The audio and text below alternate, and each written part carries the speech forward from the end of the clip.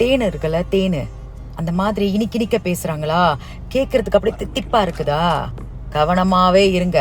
இன்னைக்கு தேனு மாதிரி பேசிட்டு நாளைக்கு தேலு மாதிரி போயிட்டு பின்னாடி விஷத்தை கக்குவாங்க. அதாவதுங்க, உண்மையா இருக்கிறவங்களுக்கு தப்புனா தப்பு, சரினா சரி சொல்லிக்கிட்டு போய்கிட்டே இருப்பாங்க. ஆனா அந்த நடிக்கிறாங்க தெரியுங்களா, தனக்குன்னு ஒரு அடையாளம் இல்லாமல் ஏதோ ஒண்ணு இடத்திற்கேற்ப தேவைக்கேற்ப ஒரு முகமூடி ஒன்று போட்டு அலைவாங்க. அவங்கெல்லாம் இந்த மாதிரி பேசுறதுல அப்பப்பா சொல்லியே கொடுக்க வேணாம்.